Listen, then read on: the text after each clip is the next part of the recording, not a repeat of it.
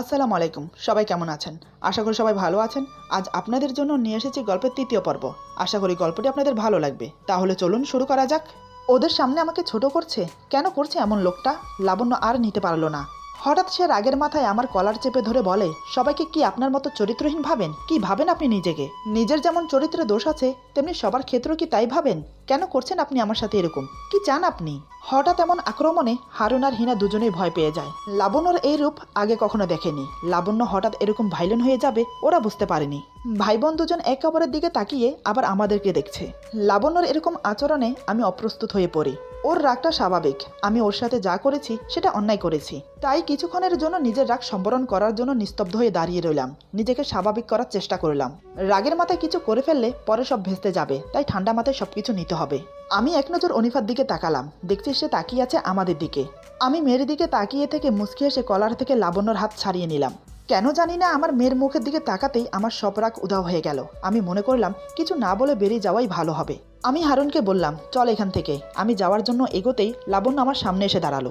লাবণ্য বলে, আপনি এখান থেকে যেতে পারবেন না। আগে আপনাকে বলতে হবে আপনি এ রুমে কিভাবে প্রবেশ করেছেন। তা না হলে এরা মনে করবে আমি আপনাকে দরজা খুলে দিয়েছি।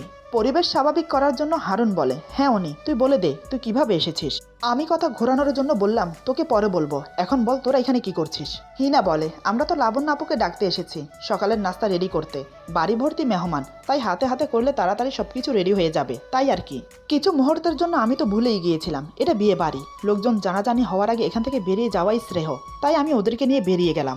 লাবণ্য তাকিয়ে আছে আমরা চলে যাওয়ার দিকে। আমরা বেরিয়ে যেতেই লাবণ্য হাঁপ ছেড়ে বাঁচলো। এদিকে আমি রুম থেকে বেরিয়ে ওদের দুজনকে ধরলাম। আমি বললাম, তোরা কি রে, সব জেনেও আমাকে ফাঁসিয়ে দিলি? এই না তোরা আমাকে সাহায্য করবি বললি, ওর সামনে এমন ভাব করলি যেন তোরা কিছুই জানিস না। এমনটা কেন করলি বলতো? হারুন বলে, আরে রেগে যাচ্ছিস কেন? এটা তো আমরা প্ল্যান করে করেছি, যেন লাবণ্য বুঝতে না পারে আমরা তোর সাথে সামিল আছি। যদি জানতে পারে তাহলে সব ভেস্তে যাবে। আমি বললাম, ও তাই বল, আমাকে আগে বলবি না? হিনা রসিকতা করে বলে, অনি ভাইয়া তোমাকে দেখে তো ফ্রেশ মনে হচ্ছে, রাতে মনে হয় ঘুম বেশ ভালোই হয়েছে, কি বলো তাই তো? আমি চোখ বন্ধ করে স্বস্তির নিঃশ্বাস ছেড়ে বললাম, কি বলবো হিনা, আমার মেয়েকে বুকে নিয়ে আমি খুব শান্তিতে ঘুমিয়েছি। এতটা শান্তির ঘুম মায়ের কোলে গিয়েছিলাম, সেই শান্তির ঘুম আজ আমি আমার মেয়েকে বুকে নিয়ে ঘুমিয়েছি। তোমরা জানো না আমার কলিজার টুকরা আমার বুকে একদম শান্ত হয়ে ঘুমিয়েছিল। বিয়ে বাড়ি বলে ছেড়ে আসলাম, নয়তো ওকে ছেড়ে আসতে মন চাইছিল না আমার। হারুন অবাক হয়ে বলে, কি রে ভাই, তুই দেখছি মেয়েকে পেয়ে একদম পুরো পাল্টে গেছিস। হিনা বলে, পাল্টাবে না ভাইয়া, আমাদের অনিফা তো সেই লেভেলের কিউট, ওকে দেখলে যে পরানটা জুড়িয়ে যায়। আমি হারুনের কাঁধে হাত রেখে বললাম, এখনো বিয়ে করিসনি, বাচ্চার বাবা হোসনি, তাই বুঝবি না। যখন বাচ্চার বাবা হবি তখন বুঝবি যে সন্তানের মুখের দিকে তাকালে দুনিয়াদারি সব ভুলে যেতে ইচ্ছে করে। এদিকে এত কিছুর মাঝে রোশালির কথা ভুলে গেছি, তার কথা আমার একটুও মনে নেই, সে কোথায় তাও জানি না। হঠাৎ মনে পড়তেই হিনাকে বললাম, হিনা রোশালি কোথায়? হিনা বলে, কোথায় আবার, গিয়ে দেখেন এখনো পড়ে পড়ে ঘুমোচ্ছে। হারুন বলে, দোস্ত তুই তো দেখছি দুই নৌকায় পা দিয়ে বসে আছিস, যে কোনো একজনকে ব্যবস্থা কর, না হলে কপালে কোন দুর্গতি আছে কে জানে। আমি বললাম, আমি তো সিদ্ধান্ত নিয়ে নিয়েছি লাবণ্যকে বিয়ে করব। হিনা বলে, সেটা না হয় বুঝলাম, কিন্তু রোশালি আপুর কি হবে? আমি বললাম, আমি ভাবছি ওকে সব খুলে বলবো। আমি জানি সব শোনার পর হয়তো আমাকে ভুল বুঝবে, বুঝলে বুঝুক, তাতে আমার কিছু যায় আসে না। হারুন বলে, কিন্তু তোর মা বাবা তারা কি মেনে নেবে লাবণ্যকে? আমি মুচকে এসে বললাম, মেনে না নিয়ে কোথায় যাবে, আমি তাদের একমাত্র সন্তান, আমি যা বলবো তা শুনতে তারা বাধ্য, কারণ আমার মা বাবা আমাকে খুব ভালোবাসে। তাই আমি মা বাবাকে নিয়ে চিন্তা করি না, আমার চিন্তা লাবণ্য। সে যেভাবে আজ রিয়েক্ট করলো তাতে আমার ভয় হচ্ছে, ও যদি মেনে না নেয় তাহলে আমি আমার মেয়েকে কিভাবে পাবো? তবে আমি হাল ছাড়বো না, ওকে প্রথম বোঝাবো, যদি বোঝে তাহলে তো ভালো, আর যদি না বোঝে তাহলে আমি আঙ্গুল ব্যাকা করতে বাধ্য হব। হিনা বলে, কি করবেন আপনি অনি ভাইয়া? আমি বললাম, যখন করব তখন না হয় দেখিস, তবে আমি এত সহজে হাল ছাড়ার পাত্র না। আমিও দেখে নেব লাবণ্য কি করে আমাকে বিয়ে না করে। এমন সময় হঠাৎ রোশালি এসে দাঁড়ালো আমার পিছনে। আমার লাস্টের কথাটা সে শুনে ফেলেছে, তবে ক্লিয়ার ভাবে না, কিন্তু আমি বুঝতে পারিনি রোশালি আমার পিছনে আছে। হঠাৎ রোশালি বলে, কাকে কে দেখে নিচ্ছে, বিয়ে না করলে? আচমকা আমি পেছন থেকে রোশালির কথা শুনতে পেয়ে আমি অবাক হয়ে ঘাড় ঘুরিয়ে পেছনে তাকাই। এই মেয়েটা কখন চুপি চুপি এসে দাঁড়িয়েছে সেটাই বুঝতে পারলাম না। সব কথা শুনে ফেলেনি তো? আমি অবাক হয়ে বললাম, তুমি? হারুন হয়তো আমার অবস্থা বুঝতে পেরে বলে, আরে তোমার কথা বলছে, মানে তুমি যদি অনিকে বিয়ে না করো তাহলে সে তোমাকে দেখে নেবে। হারুনের মুখে এটা শুনে তো আমি অবাক, এ তো ঝামেলা ফুরানোর বদলে বাড়িয়ে দিচ্ছে। আমি কখন বললাম ওর কথা? হারুনের কথা শুনে রোশালির মুখে খুশির ঝলক খেলে গেল। রোশালি একদম আমার সামনে এসে আমার 2 কাঁধে হাত রেখে বলে, তুমি আমাকে এতটা ভালোবাসো, আগে বলবে না? আর তুমি ভাবলে কি করে যে আমি তোমাকে বিয়ে করব না? তুমি হয়তো জানো না আমি তোমাকে কতটা ভালোবাসি। সেই কথাটাই তো কাল রাতে বলতে চেয়েছিলাম। যাক, ভালোই হলো। একটা কথা মনে রেখো, আমি তোমাকে ছাড়ছি না। যে কোনো কিছুর কিমতে আমি তোমাকে চাই, আমি তোমাকে হারাতে চাই না। লে হালুয়া, ভেবেছিলাম কি আর হলো কি, এই মেয়ে তো দেখছি আমাকে পুরোই ফাঁসিয়ে দিয়েছে। শব্দোষ হারুনের। ও যদি কথাটা না বলতো তাহলে হয়তো রোশালি কথাগুলো বলতো না। ও বলার আগে আমি বলে দিতাম সবকিছু। কিন্তু এখন কি হবে? আমি করুণ দৃষ্টিতে হিনার দিকে তাকালাম। হিনা আমাকে ইশারা করে বলে, এখন চুপ থাকো, পরে দেখছি। হারুন বেশ বুঝতে পারলো ভুলটা ওর ছিল। হঠাৎ লাবণ্য অনিফাকে নিয়ে রুম থেকে বের হয়। বের হতেই দেখে একটা মেয়ে আমার 2 কাঁধে হাত দিয়ে আমার গা ঘেঁষে দাঁড়িয়ে আছে, আর আমি সোজা হয়ে দাঁড়িয়ে আছি। হিনা আর হারুন আমাদের দিকে তাকিয়ে আছে। এটা দেখে লাবণ্য মনে মনে বলে, ছি, এখনো লুচ্চামি ছাড়তে পারেনি। আমার মনে হয় না জীবনে পারবে। শেষমেশ এমন একটা ছেলের সাথে প্রেম করলাম যার প্রায়শ্চিত্ত আমাকে সারা জীবন করতে হবে। এসব ভাবতে ভাবতে সে নিচে নেমে আসে। আমাদের দিকে তাকিয়ে কিছু না বলে হনহন করে অন্যদিকে চলে গেল। একেই বলে যেখানে বাঘের ভয় সেখানেই সন্ধ্যা হয়। আসলে লাবণ্য জানে না রোশালি আমার বাগদত্তা। লাবণ্য চলে যাওয়ার দিকে আমরা 3 জনেই তাকিয়ে আছি। রোশালি আমার কাঁধে হাত দিয়ে আমার দিকে তাকিয়ে আছে। ওর যেন চোখের পলকই পড়ছে না। আমি কোনো রকম নিজেকে সামলিয়ে বললাম, রোশালি হাত সরাও, এটা বিয়ে বাড়ি, লোকজন দেখলে কি ভাববে, আর এমনিতেও তোমাকে আমার কিছু বলার আছে। রোশালি আমার কথা মতো হাত সরিয়ে বলে, কি কথা বলো? আমি বললাম, এখন না, বিয়েটা হয়ে যাক, তারপর রাতে ছাদে বসে আমরা কথা বলবো, সাথে ওরা দুজনও থাকবে। রোশালি বলে, ঠিক আছে, কোনো সমস্যা নেই। এই বলে আমি আর হারুন আবার চলে গেলাম হাতে হাতে কাজ করতে। এদিকে লাবণ্য অনিফাকে নিজের কাজ ছাড়া করছে না, তার ভয় আমাকে নিয়ে। কিন্তু আমি বারবার মেয়ের কাছে গিয়ে ওকে কোলে নিচ্ছি। এটা দেখে লাবণ্য বারবার আমাকে চোখ রাঙাচ্ছে। মুখ ফুটে কিছু বলতে পারছে না, কারণ বাড়ি ভর্তি মেহমান, তাই। আজ লাবণ্যকে খুব সুন্দর লাগছে। নীল রঙের একটা শাড়ি পরেছে, ম্যাচিং করে কানের দুল, হাতে কাচের চুড়ি, ম্যাচিং করে মাথার খোপার ফুল। খুব সুন্দর করে পরিপাটি করে সেজেছে, দেখতে দারুণ লাগছে। বারবার আমার চোখ ওর দিকে চলে যাচ্ছে। একসময় তো থাকতে না পেরে ওর কানের কাছে গিয়ে বলেই দিলাম, তোমাকে আজ খুব সুন্দর লাগছে। আমার কথা শুনে সে চোখ ছোট ছোট করে আমার দিকে তাকিয়েছিল। আমি ওর চাহনি দেখে মুচকি হাসলাম। লাবণ্য মনে মনে বলে, ছাগল একটা, কি ভেবেছ আমাকে? তোমার ওই মুখের হাসি দিয়ে আমাকে পটিয়ে নেবে আগের মতো? সেটা আর হচ্ছে না। মানুষ একবার ভুল করে, তাও না জেনে, কিন্তু জেনে শুনে কেউ ভুল করতে চায় না, এমনকি ভুল পথে পা বাড়াতেও চায় না। তুমি যতই আমার পিছে ঘুরঘুর করো, কোনো লাভ হবে না। তোমার মতো একটা লুচ্চা ছেলের সংসার করার থেকে একা থাকা অনেক ভালো। কাজ করছে আর কথাগুলো ভাবছে আমাকে নিয়ে। এভাবে সারাদিন কেটে গেল। বরযাত্রী এলো, খাওয়া দাওয়া হলো, বিয়ে হলো, একসময় সবাই বিদায় নিয়ে চলেও গেল, কিন্তু আমরা অতিথি হয়েও গেলাম না। কি করে যাই বলুন? মেয়েকে ছেড়ে তো যেতেই ইচ্ছে করছে না। বরযাত্রী যেতে যেতে রাত হয়ে গেল। রাত আনুমানিক এখন 8টা বাজে। রোশালি বলে, অনি, আমরা যাব না? হারুন বলে, আসলে রোশালি, অনির একটা কাজ আছে, তাই ও এখন যেতে পারবে না। তোমার যদি থাকতে ইচ্ছে না হয় তাহলে তোমাকে আমি পৌঁছে দিচ্ছি। রোশালি বলে, আরে না, আমার তেমন কোনো সমস্যা নেই, এমনি জিজ্ঞেস করছিলাম যাবে কিনা। রাতে খাবারের পর লাবণ্য অনিফাকে নিয়ে ঘুমোতে চলে গেল। আমাকে নিয়ে তার কোনো মাথা ব্যথা নেই। সে আমাকে যত এড়িয়ে চলতে পারবে তার জন্য ততই ভালো, এটাই সে মনে করে। কিন্তু এটা জানে না আমি ওর পিছু পড়ে আছি, এত সহজে আমি ছাড়ছি না। রাতে খাওয়া দাওয়ার পর আমরা 4 জন ছাদে এলাম। আমি, হারুন, রোশালি, হিনা, 4 জন একটা মাদুরা বিছিয়ে গোল হয়ে বসে পড়লাম। প্রথমে টুকিটাকি কথা বললাম বিয়ের ব্যাপার নিয়ে। একসময় আমি বললাম, রোশালি, তোমাকে কিছু বলার আছে আমার। রোশালি বলে, কি বলার আছে, বলো না, শুনছি তো।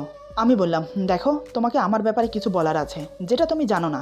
এখন আমি তোমাকে যে কথাগুলো বলবো, জানি না আমার কথাগুলো শোনার পর তুমি আমাকে কোন চোখে দেখবে। রোশালি আমার হাত ধরে বলে, তুমি যেমনই হও তাতে আমার কিছু যায় আসে না, আমি তোমাকে ভালোবাসি, এটা যেমন সত্যি তেমনি আমি তোমাকে চাই, সেটাও সত্যি। আমি বললাম, কথাগুলো যতটা বিশ্বাসের সাথে বলছো আমার মনে হয় না আমার কথাগুলো শোনার পর ততটা বিশ্বাস টিকে থাকবে। যাই হোক, আগে আমার কথাগুলো শোনো, তারপর আমি বলতে শুরু করলাম। আমি কি, আমি কেমন, আমি কতগুলো মেয়ের জীবন নষ্ট করেছি, আরো কিছু বাড়িয়ে বানিয়ে বললাম, শুধু লাবণ্যর কথা ছাড়া। কথাগুলো শেষ করে আমি রোশালের দিকে তাকালাম, ওর মুখের প্রতিক্রিয়া কেমন হয়েছে সেটা দেখার জন্য। কিন্তু আমি ওর মুখের দিকে তাকিয়ে অবাক হয়ে গেলাম। এতগুলো কথা শোনার পর ওর মুখের প্রতিক্রিয়া যেমন হবার কথা ছিল এমনটা হলো না, হলো তার উল্টো। আমি দেখি রোশালি আমার কথা শুনে মিটি মিটি হাসছে, যেন আমার কথাগুলো ওর কাছে মজা লাগছে। তাহলে কি ও আমার কথাগুলো বিশ্বাস করেনি তাই হাসছে? রোশালি বলে, তুমি আমার সাথে মজা করছো তাই না? এমনটা কখনো হয় নাকি? একটা ছেলে এতগুলো মেয়ের সাথে রিলেশন করবে, সেটা মেয়েরা জেনেও তার সাথে জড়িয়ে পড়বে? মেয়েরা কি পাগল নাকি? তোমার এই আজগুবি কথাগুলো আমাকে বিশ্বাস করতে হবে? তুমিও না পারো বটে। আমি বললাম, জানতাম আমি তুমি আমাকে অন্ধের মতো ভালোবাসো, তাই আমার সত্যি কথাগুলো মজার ছলে এড়িয়ে দিচ্ছ। কিন্তু আমি তোমাকে একটা কথাও মিথ্যে বলছি না। বিশ্বাস না হলে হারুনকে জিজ্ঞেস করো, হিনাকে জিজ্ঞেস করো। এবার হারুন মুখ খুলল। হারুন বলে, উনি যা বলছে সব সত্যি, ও তোমাকে এক বিন্দুও মিথ্যে কথা বলছে না। হিনা বলে, হ্যাঁ রোশালি আপু, অনি ভাইয়া সত্যি কথা বলছে। তোমার সাথে মিথ্যে কথা বলেও কি লাভ বলো, যেখানে তোমাদের এঙ্গেজমেন্ট হয়ে গেছে। এবার রোশালি ভাবনায় পড়ল। কিছুক্ষণ ভেবে নিয়ে বলে, দেখো সব ছেলে সাধু হয় না, নানান রকম বাজে কাজে লিপ্ত থাকে। তুমিও হয়তো ছিলে। আমার মনে হয় তুমি এখন শুধরাতে চাইছো, তাই আমাকে এসব কথা বলছো। দেখো তুমি যেমনই হও, সেটা আগে ছিলে, এখন তো আর এসব করছো না। আশা করি আমাদের বিয়ের পরও এসব আর করবে না। তোমার এসবের কারণে আমি তোমাকে ছেড়ে যাব না। আমি রোশালির কথা শুনে চিন্তায় পড়ে গেলাম। মেয়েটি দেখছি আমার পিছু ছাড়বে না। এবার আমি লাবণ্যর কথা বলতে বাধ্য হলাম। আমি বললাম, আরেকটা কথা তুমি জানো না। রোশালি বলে, কি কথা? আমি বললাম, এ বাড়িতে আসার পর তুমি নিশ্চয়ই লাবণ্যকে দেখেছো। রোশালি বলে, হ্যাঁ দেখেছি তো কি হয়েছে?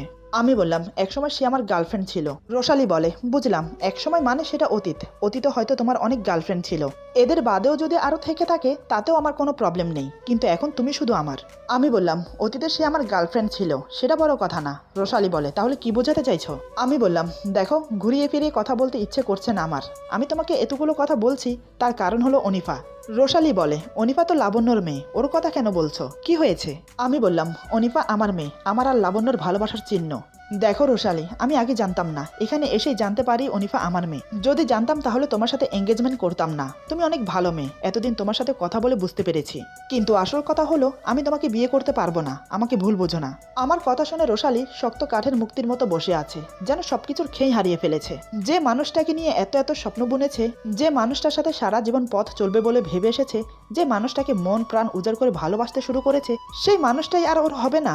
এটা যেন কোনোভাবেই ও মেনে নিতে পারছে না। ওর চোখের কোণ দিয়ে জল গড়িয়ে পড়তে লাগলো। রোশালি ভাঙা ভাঙা গলায় বলে, কিন্তু কেন? তুমি আমাকে বিয়ে করতে পারবে না? আমি বললাম, প্লিজ তুমি কান্না করো না, আমি চাইনি তোমাকে কষ্ট দিতে, কিন্তু আমি এমন পরিস্থিতির মুখোমুখি হয়েছি যেটা আমাকে বাধ্য করছে তোমাকে ছাড়তে। বিশ্বাস করো, আমার আর কোনো কিছু করার নেই। তোমাকে বিয়ে করলে আমার মেয়ে যার সন্তানের পরিচয় বাঁচবে, যেটা আমি বাবা হয়ে কখনোই হতে দিতে পারি না। কারণ আমি জানি ও আমার মেয়ে। আমি জেনে শুনে কি করে নিজের মেয়েকে দূরে সরিয়ে রাখবো? আমার এত সুন্দর কিউট মেয়েকে দূরে রাখতে পারবো না। ওকে আমার চাই। রোশালি বলে, আমি বুঝতে পারছি, কোনো সমস্যা না। তোমার মেয়ে তো আমার মেয়ে, ওকে আমরা আমাদের সাথে নিয়ে যাব। ওর কোনো অযত্ন আমি করব না, নিজের সন্তানের মতো মানুষ করব। এটা শুনে হারুন আর হিনা দুজনেই ভীতু হয়ে পড়ল। অনিফাকে ছাড়া লাবণ্য যে মরে যাবে। আমি বললাম, এটা হয় না রোশালি, লাবণ্যর কাছ থেকে অনিফাকে নিয়ে যাওয়া কোনোভাবেই সম্ভব না। সর্বোচ্চ হারিয়ে মেয়েটা নিজের মেয়েকে নিয়ে বেঁচে আছে, নিজের মা বাবা পর্যন্ত ঘর থেকে বের করে দিয়েছে। এই যে এই বাড়িতে আছে, এখানে ও আশ্রিতা হয়ে আছে। এসব আমার জন্য হয়েছে, আমি ওর অপরাধী। একদিকে আমি যেমন ওর অপরাধী, অন্যদিকে সে আমার বাচ্চার মা। আমি এখন ওকে দূরে রাখবো কি করে বলো? তাই আমি ডিসিশন নিয়েছি লাবণ্যকে বিয়ে করব। আমাকে ক্ষমা করো। এবার রোশালি কান্নায় ভেঙে পড়ল। ও আর এসব কথা শুনতে পারছে না। আমাকে হারাতে হবে এটা যেন কোনোভাবেই মেনে নিতে পারছে না। আমি, হিনা, হারুন আমরা তিনজন ওকে বোঝালাম, কিন্তু সে বোঝার পাত্রী না। কোনো কথা না বলে কান্না করেই যাচ্ছে। রাত তখন আনুমানিক 12টা বাজে। হঠাৎ সে দাঁড়িয়ে বলে, হারুন ভাইয়া আমাকে বাসায় দিয়ে আসুন। আমি কিছু না বলে অপরাধীর মতো মুখ নিয়ে ওর দিকে তাকিয়ে আছি। সত্যি আজ আমি অপরাধী, অনেক বড় অপরাধী, যার ক্ষমা হয় না। নিজের মেয়ের মুখের দিকে তাকিয়ে অন্য একটা মেয়ের মন ভেঙেছি। আল্লাহ আমাকে ক্ষমা করবে না। হারুন বলে, এত রাতে না গেলে হয় না? কাল সকালে না হয় আমি দিয়ে আসবো। রোশালি বলে, না, আমি এক মুহূর্ত এখানে থাকতে চাই না, আমাকে এখনই দিয়ে আসুন। এই বলে সে হন হন করে নিচে চলে গেল। তাহলে কি সে সব মেনে নিয়েছে? কিছু না বলে চুপচাপ চলে গেল যে। হারুন বলে, এখন কি হবে ভাই? রোশালির হাবভাব দেখে তো আমার সুবিধার মনে হচ্ছে না। আমার মনে হচ্ছে না ও মেনে নিয়েছে সবকিছু। হিনা বলে, আমারও মনে হচ্ছে তোমার এই ডিসিশন সে মেনে নেয়নি, না জানি কোন ফোন দিয়াটে। যদি সে মেনে নিত তাহলে কিছু না কিছু বলতো, কিন্তু চুপচাপ চলে যাওয়ার লক্ষণ ভালো ঠেকছে না। হারুন বলে, তোরা বসে গল্প কর, আমি বরং ওকে দিয়ে আসি। এই বলে হারুন চলে গেল। আমি ভাবনায় ডুবে রইলাম। হিনা আমার পাশে চুপচাপ বসে আছে। হিনা বলে, অনি ভাইয়া এখন কি করবে ভাবছো? আমি বললাম, আমি ভাবছি লাবণ্যর কথা, কিভাবে ওকে রাজি করাবো। হিনা বলে, রোশালি আপু কোনো ঝামেলা করার আগে তোমাকে যা করার করতে হবে। আমি বললাম, তুই ঠিকই বলেছিস, তবে তোরা যদি আমাকে সাহায্য করিস তাহলে সব সম্ভব। হিনা বলে, তুমি চিন্তা করো না, আমরা তোমার পাশে আছি। আমি বললাম, রাত অনেক হয়েছে, যা ঘুমোতে যা। হিনা বলে, তুমি ঘুমোতে যাবে না? আমি বললাম, হ্যাঁ যাব, তবে আমি লাবণ্যর ঘরে যাব। হিনা বলে, কিভাবে? লাবণ্য আপু তো দরজা লাগিয়ে ঘুমোচ্ছে, তুমি ডাকলেও সে উঠবে না। আমি বললাম, কোথাও কোনো প্রবেশ করার মতো জায়গা নেই, নয়তো বা এক্সট্রা চাবি? হিনা বলে, চাবি আছে, তবে খুঁজতে হবে, কোথায় রেখেছি মনে নেই। আর এমনিতেও তুমি বেলকনি দিয়ে যেতে পারো, বেলকনির দরজা সবসময় খোলা থাকে, সেটা লক করে না। তবে তোমাকে মই বেয়ে উঠতে হবে, পারবে তো? আমি মুচকি এসে বললাম, আমার মেয়ের জন্য আমি সব করতে পারবো। হিনা বলে, অনি ভাইয়া একটা কথা সত্যি করে বলো তো, তুমি কি শুধু অনিফার জন্য এত কিছু করছো, নাকি লাবণ্য আপুকে তুমি এখনো ভালোবাসো? আমি বললাম, হিনা তুই আমার বোনের মতো, বয়সে আমার থেকে অনেক ছোট, আমার কথা কিছু মনে করিস না। দেখ, আমাকে এক কথায় বলা যায় পাবলিক রোমিও। আমাদের মতো ছেলেরা একটা মেয়ের সাথে 2-3 মাসের বেশি রিলেশন করে না, আমার ক্ষেত্রেও তাই। আর বাকি রইল লাবণ্যর কথা, তাকেও আমি সেরকমই ভালোবেসেছি। ওর জন্য ক্ষণিকের মোহ জেগে উঠেছিল, যখন মোহর রেশ কেটে গেছে তখন ছেড়ে দিয়েছি। কিন্তু এখনের পরিস্থিতি আলাদা। বর্তমান লাবণ্য আমার সন্তানের মা। এছাড়াও ওকে আবার নতুন করে ভালোবাসতে শুরু করেছি আমি।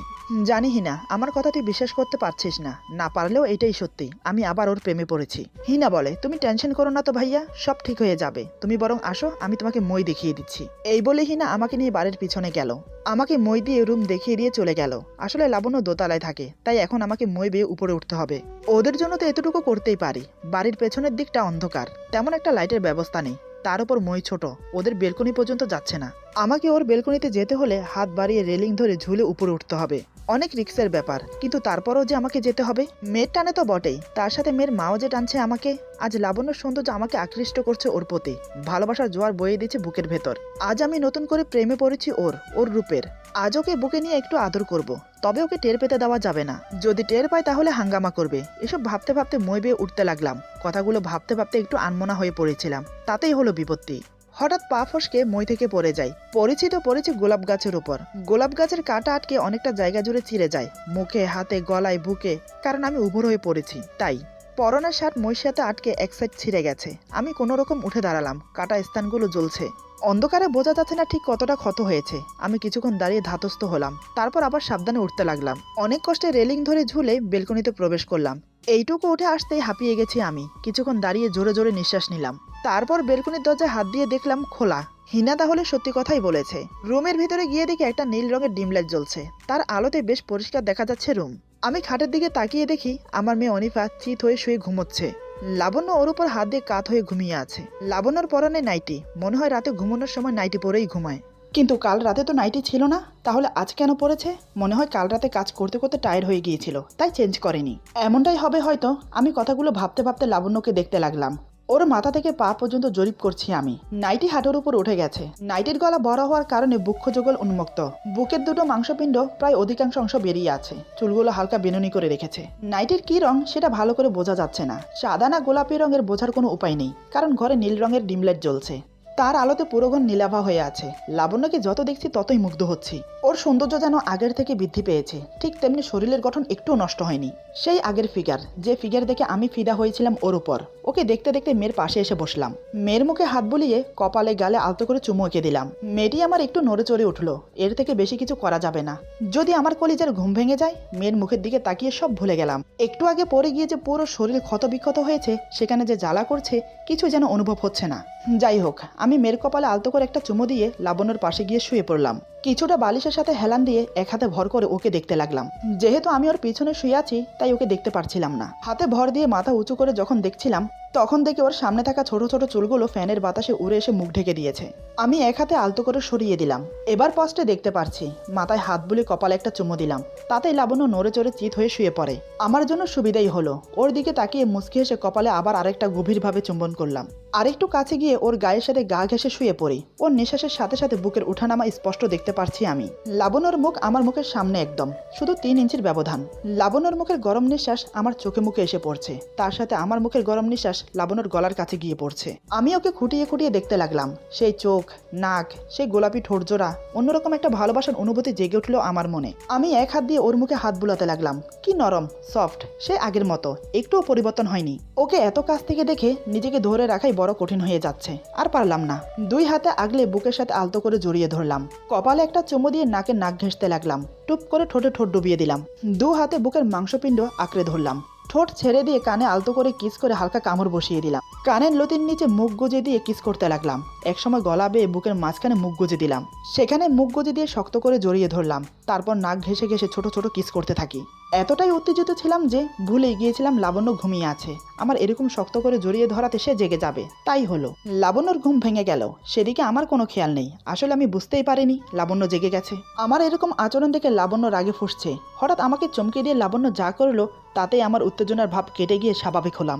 তবে আচমকা এরকম আক্রমণে জ্ঞান শূন্য হয়ে পড়েছি আমি। এরপর যা হলো, আজকের গল্প এখানে সমাপ্ত। গল্পের বাকি অংশ পেয়ে যাবেন আগামী পর্বে। আশা করি গল্পটা আপনাদের ভালো লাগবে। যদি ভালো লাগে তাহলে বন্ধুদের সাথে বেশি বেশি করে শেয়ার করবেন। আমাদের পাশে থাকবেন। সবাই ভালো থাকবেন, সুস্থ থাকবেন। আল্লাহ হাফেজ।